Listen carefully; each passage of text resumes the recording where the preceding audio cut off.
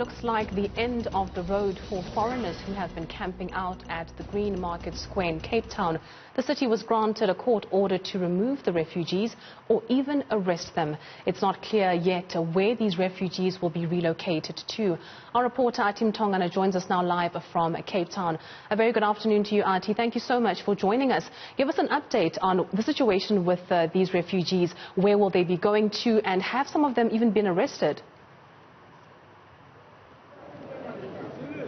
Well, let's begin here. I'm going to immediately move out of shot so my colleague can show you the scenes outside the Methodist Church where the refugees have been camping for almost 4 months. As you may know, it's been a long road for the refugees. And I just want to make it clear that the ones that are being targeted by the city of Cape Town are the ones that have been occupying the pavements and the streets outside the church. You still have a number of refugees who are inside the Methodist Church. So the interim court order that was given and granted by the Western Cape High Court gives permission for the city of Cape Town to implement that interim order, of course, to remove those occupying the surrounding areas of the Green Market Square area. So I'm sure you can see right now law enforcement officers are out in their numbers. The city of Cape Town has deployed a number of them here this morning as well as this afternoon to enforce, of course, those bylaws which they have felt as the city of Cape Town have been contravened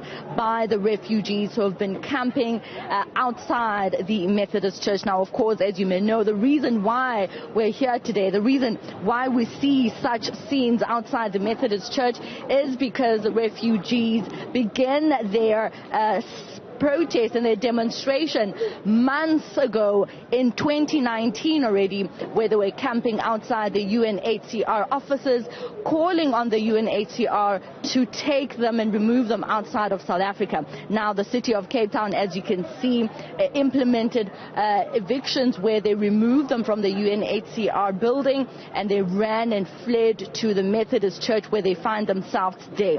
Now, these are the scenes, like I said, the city of Cape Town out in their numbers, and these are the refugees who are still very much saddened by this recent action by the city of Cape Town, not knowing where they'll be going. In fact, I have one refugee here who's also been part of this protest, and I just want you to express to us what are your feelings now, what are your concerns, because there's a lot of unclarity as to where you will go from here. Yeah, my feeling is very bad today because all of us is still processed for High Court. High Court is saying 7 days is give city of Cape Town for register the people. So all the refugees outside is see everybody is not the criminal people. So just like that is going to take the people out. So these people, the city didn't provide a place like accommodation for moments for I can keep them safe until UNHCR can come. So that people out. But 6 now, you cannot see.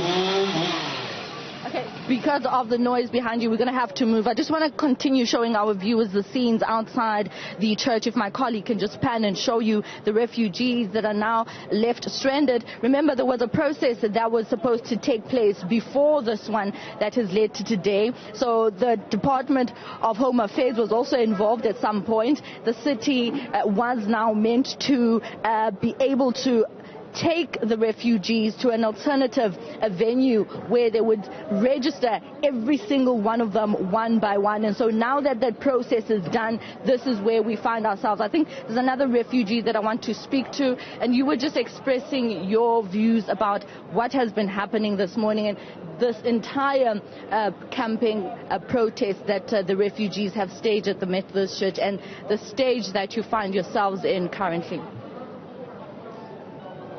I'm very sorry. The stage we are really, there's a court order came. We didn't disobey the court order. We followed the procedure properly. They said that on 7 days they haven't given to the immigration to take everyone, refugees who are living here in this street through for the fingerprint and the verification process. We did that. After that, our fellow people there inside the Methodists, they didn't accept to go there. So I think we have finished with Home Affairs. They should return the report to the court Yeah, but now the position that you find yourselves in is that now the City of Cape Town is enforcing the interim court order that was granted by the Western Cape High Court. Now we're seeing some of the refugees have already started moving from the Methodist Church to the Cathedral Church. Where to from now? Where are the mothers and the children going? Where to from now? We don't have any alternatives to tell you that from here we are going here, because this is the place that we have been for this 4 months. So right now they are forcing. They should provide the place for us to go, because when we went there, the interviews, they were asking each every person that, what do you want for the City of Cape Town to do for you? Many people, they requested that we need a place, we need to be safe, we need accommodation, we need sort of things everyone was just saying. So that's why we were waiting that if the City of Cape Town came to respond to that that request, maybe we will, they will have a place for us to go and to be for short time, for the temporary time. Lastly, but now there is nothing. Before I let you go, there were talks that you need to be reintegrated into the communities from which you come from in Cape Town. What about that option? That option was already refused by every refugee who's here, because we believe in the locations, different locations, where I am a black person. I'm very proud to be in the community where my fellow black people there. But I'm discriminated from those communities. I'm not, if I speak different language, which is not a part of a South African language, I'm targeted that you are the refugee, you are the foreigner, because you are coming from another country. So we are no longer having that confidence for us to go back, that we will be safe. We're going to provide that safety in those communities for each every one of us. Safety a concern for the refugees, of course, refusing to be reintegrated back into the communities from which they come from. Of course, that was one of the options that was given to them following the several engagements that took place between the City of Cape Town, the Department of Home Affairs, as well as some of the leaders who are leading the refugees and asylum seekers. Now, on the 17th of March, they expected to return back to the Western Cape High Court, where they expected to give reasons why that interim order should not be finalized. Our reporter Ayatim Tongana coming to us live from Cape Town, giving us the latest on the ground.